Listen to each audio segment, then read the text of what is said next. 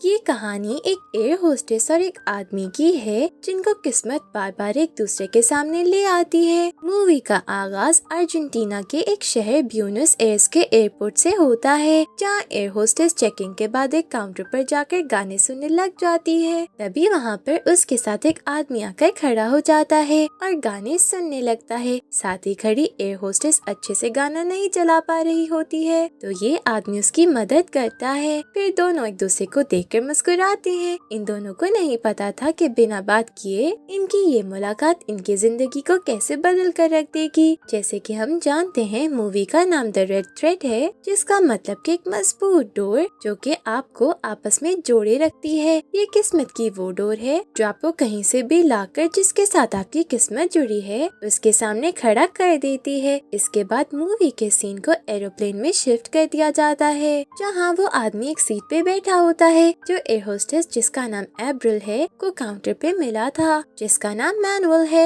Abril अपने साथ एक छोटे लड़के को लाती है और मैनुअल को बोलती है कि ये सीट इसकी है, लेकिन इसके साथ वाली सीट फ्री होती है और बच्चा बोलता है कि वो विंडो सीट को ही प्रेफर करता है और उधर जाकर बैठ जाता है। एब्रिल की फ्रेंड उसको बताती है कि उनकी को होस्टेस को ड्रिंक करने की वजह से निकाल दिया गया है। एब्रिल ये बात सुनकर गुस्सा हो जाती है और अपनी फ्रेंड को सर दर्द की दवा देने को बोलती है। दवा लेने के बाद एब्रिल अकेले बैठे होती है। तभी वहाँ पर मैनुअल आ जाता है। एब्रिल उससे पूछती है कि क्या तुम्हें नींद नहीं आ रही? तभी मैनुअल बोलता है कि मुझे जहाज के सफर से डर लगता है। एब्रिल हंस के बोलती है कि क्या तुम पहली दफा जहाज में बैठे हो? तुम क्या किसी बिजनेस मीटिंग के लिए जा रहे हो या फिर बस एंजॉय करने के लिए? मैनुअल बताता है कि मैं वाइन का कारोबार करता हूँ। एब्रिल और मैनुअल पास खड़े दूसरे एयर होस्टेस को अपने दोस्त के साथ रोमांस करते देखते हैं और फिर एक दूसरे की तरफ देखकर स्माइल पास करते हैं कि तभी अचानक जहाज थोड़ा हिलने लगता है और मैनुअल डर जाता है।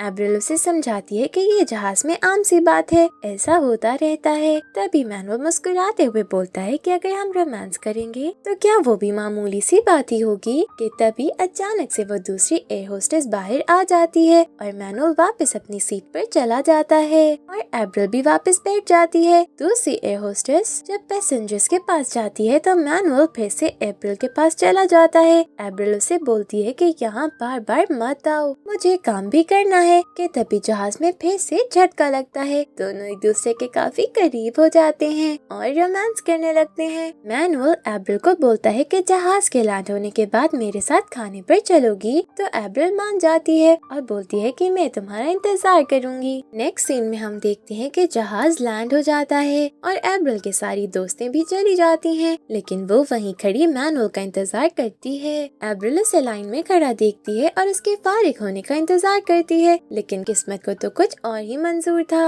वहाँ पर कुछ मसले होने की वजह से सबको रोक दिया जाता है और गार्ड सबको एक साइड पर ले जाते हैं। इस तरह दोनों मिल नहीं पाते। इन दोनों ने तो एक दूसरे के नंबर्स भी नहीं लिए थे। दोनों एक दूसरे से मिले बिना ही जुदा हो जाते हैं। मूवी के सीन को 7 साल आगे शिफ्ट कर दिया जाता है, जहाँ हम देखते हैं कि एब्रिल की शादी हो चुकी होती है। उसका पति ब्रूनो एक म्यूजिकल रॉक स्टार है और इनका एक बेटा भी है जिसका नाम फेलिक्स होता है। एब्रिल अपने पति और बच्चे से बहुत ज्यादा प्यार करती है और वो अब मैनुअल को पूरी तरह से भूल चुकी होती है। दूसरी तरफ हम देखते हैं कि मैनुअल की भी शादी हो चुकी है। उसकी पत्नी लॉरा जो कि एक प्रोफेशनल फोटोग्राफर है उससे बहुत प्यार करती है। इनकी भी एक प्यारी सी बेटी है। एब्रिल का हस्बैंड भी रॉक स्टार है तो उसे भी काफी सफर करना पड़ता है। दोनों अक्सर अलग-अलग जहाज में सफर करते हैं और आज भी दोनों अपने काम के लिए निकल जाते हैं। लेकिन ये किस्मत थी जो एब्रिल और मैनुअल को दोबारा मिलवाना चाहती थी। कि मैनुअल उसी शहर में जाता है जहाँ एब्रिल जाती है। जहाज लैंड होने के बाद एब्रिल और उसकी दोस्त अपने कैप्टन के साथ एक होटल के रिसेप्शन पर खड़ी बुकिंग करवा रही होती हैं कि तभी मैनुअल भी साथ आके खड़ा हो जाता है और डेस्टिनी ने एक बार फिर इनको 7 साल बाद एक दूसरे के सामने खड़ा कर दिया था।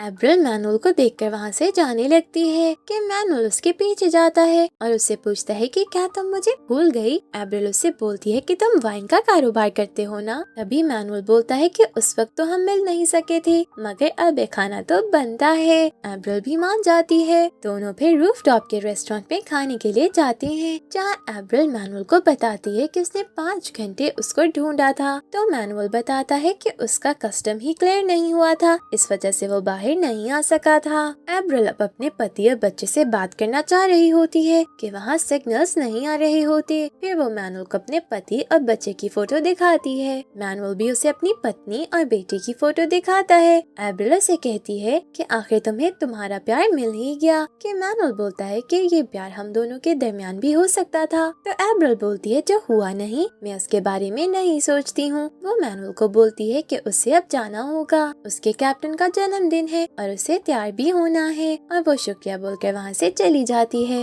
एब्रिल अपने कमरे में जाकर अपने पति और बच्चे से बात करती है कि तभी वहाँ पर उसकी को होस्टेस और दोस्त आ जाती है और उसे मैनुअल के बारे में पूछने लगती है। एब्रिल उनको बोलती है कि छोड़ो इस बात को, अब तो उसकी पत्नी और एक प्यारी सी बेटी भी है, चलो कैप्टन के जन्मदिन के लिए तैयार होते हैं। उधर दूसरी तरफ मैनुअल अपने कमरे में लैपटॉप पे अपनी पत्नी और बेटी से बात करता है। कुछ टाइम के बाद वो बोर होने की वजह से छत पर चला जाता है, जहाँ वो सामने पार्टी में एब्रिल को देखता है जो कि काफी मजाक कर रही होती है। एब्रिल जब मैनुअल को देखती है तो उसे भी पार्टी में आने को बोलती है और मैनुअल भी पार्टी में चला जाता है। दोनों डांस फ्लोर पर डांस करने लगते हैं। ये इनकी किस्मत ही थी जो इनको फिर से एक साथ ले आई थी। ये किस्मत ही है जो आपको एक दूसरे के करीब ले आती है, चाहे आप जहाँ भी मौजूद हो। अगर आपका जोड़ा किसी के साथ जुड़ा है तो किस्मत आपको उसके पास ले जाती है। और यही तो हमारी मूवी का नाम है, द रेड थ्रेड, वो धागा, वो डोर जो आपको एक साथ जोड़े रखती है और दूर नहीं होने देती। जिनको मिलना होता है वो कहीं न कहीं मिल ही जाते हैं, और ऐसा ही कुछ एब्रिल और मैनुअल के साथ हो रहा था। डांस करने के बाद दोनों छत पर चले जाते हैं और बातें करने लगते हैं। मैनुअल एब्रिल को बोलता है कि कल साइट सीन करने चलते हैं, मगर एब्रिल मना कर देती है। कि तभी जाते हुए वो मैनुअल की गाल पर किस करती है तो दोनों काफी करीब हो जाते हैं और रोमांटिक होने लगते हैं। एब्रिल को जल्दी एहसास हो जाता है और वो वहाँ से चली जाती है। अगले दिन मॉर्निंग में एब्रिल अपने पति ब्रूनो और बच्चे फेलिक्स से बात करती है। कुछ टाइम के बाद एब्रिल नेटवर्क खराब होने की वजह से उनसे बात नहीं कर पाती और सोचती है कि कमरे में बोर होने से अच्छा है कि कहीं बाहर जाकर घूम आऊं। वो कपड़े बदल कर अपनी दोस्त के कमरे में जाती है, लेकिन वो वहाँ कैप्टन के साथ रोमांस में मसरूफ होती है, तो वो उन दोनों को उधर हंसते हुए छोड़कर अकेले ही निकल पड़ती है। वो बाहर खड़ी होती है कि वहाँ पर उसके पास मैनुअल आता है और उससे पूछता है कि क्या मैं तुम्हारी कोई मदद कर सकता हूँ।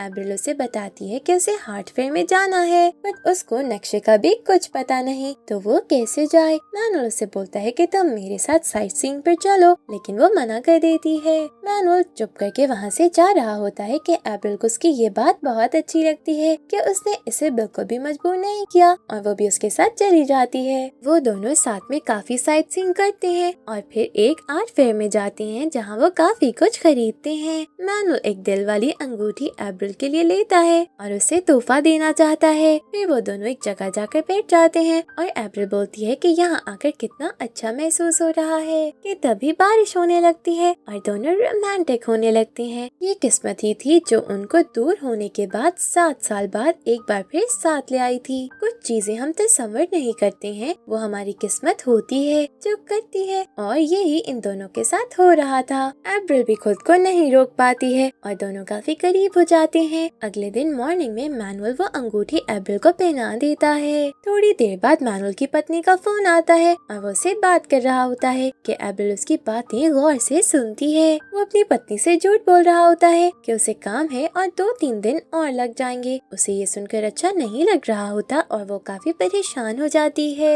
मैनुअल उससे पूछता है कि मैं अपनी पत्नी से बात कर रहा था, तुम इससे परेशान हो। एब्रिल बोलती है कि ये गलत है, तुमने झूठ बोला अपनी पत्नी से, मैं अपने पति को धोखा नहीं दे सकती और हमारा कोई भविष्य नहीं है। ये कहते हुए रोते रोते वहाँ से चली जाती है। काफी दिन बीत जाते हैं, लेकिन मैनुअल एब्रिल को नहीं भूल पा रहा होता। वो उसकी तस्वीरों को देखकर खुद को तसल्ली देता है। फिर वो थक हार के एब्रिल को मैसेंजर पे मैसेज करता है कि मुझे तुमसे मिलना है, लेकिन वो मैनुअल को मैसेज करती है कि वो इससे नहीं मिलना चाहती है। एब्रिल ने भी ये मैसेज दिल से नहीं किया था। वो खुद को रोक लेती है और समझाती है कि वो चीजों को मजीद मुश्किल नहीं करना चाहती, लेकिन किस्मत को तो कुछ और ही मंजूर था। एक दिन मैनुअल की पत्नी लॉरा, जो कि एक फोटोग्राफर है, एब्रिल और उसके पति का फोटोशूट कर रही होती है। ये वहाँ पर मैनुअल भी आ जाता है। वो वहाँ एब्रिल को उसके पति के साथ देखता है। लॉरा मैनुअल को ब्रूनो और एब्रिल से मिलवाती है। लॉरा और ब्रूनो तो फोटोशूट में बिजी हो जाते हैं कि मैनुअल मौके का फायदा उठाकर एब्रिल के पास चला जाता है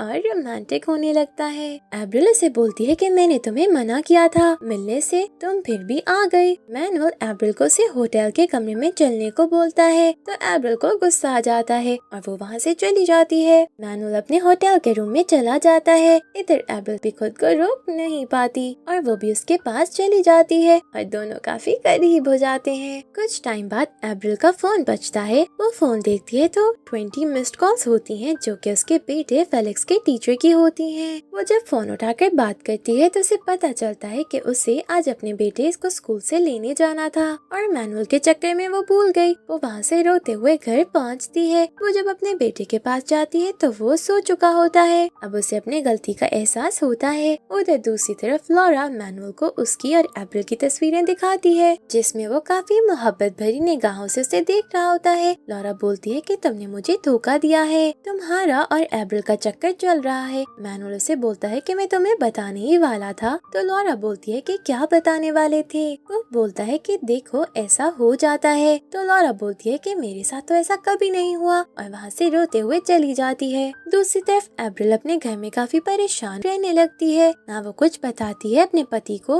और ना ही छुपा पा रही होती है, बस अंदर ही अंदर घुट रही होती है। ब्रूनो उसे ऐसे परेशान और रोता देखकर पूछता है कि आखिर समस्या क्या है। बहुत बार पूछने पर वो बताती है कि उस दिन फेलिक्स को स्कूल से नहीं ला सकी क्योंकि वो मैनुअल के साथ थी और वो काफी टाइम से उसके साथ ताल्लुक में है। ये सुनकर ब्रूनो को बहुत गुस्सा आता है। वो बोलती है कि वो अब मजीद ऐसे नहीं रह सकती और सबको छोड़कर जा रही है। उसका पति उसे बोलता है कि वो इसे नहीं रोकेगा और ना ही कभी माफ करेगा। एप्रिल मैनुअल को मैसेज करके एयरपोर्ट पर बुलाती है और हमेशा हमेशा के लिए मैनुअल के साथ रहने के लिए अपने घर से टैक्सी में बैठकर वहाँ से निकल आती है। वो रास्ते में बहुत रोती है। दूसरी तरफ मैनुअल भी एयरपोर्ट पहुँच जाता है, लेकिन एप्रिल एयरपोर्ट पर पहुँचकर मैनुअल को मैसेज करती है कि वो आज उसे नहीं मिल सकती और वहाँ से अपने घर के लिए निकल पड़ती है। एप्रिल की किस्मत तो उसके पति और उसके बच्चे के साथ जुड़ी थी। किस्मत किसी को कहाँ किससे मिला दे किसी को कुछ पता नहीं होता। अब क्या एप्रिल मैनुअल से दोबारा मिलेगी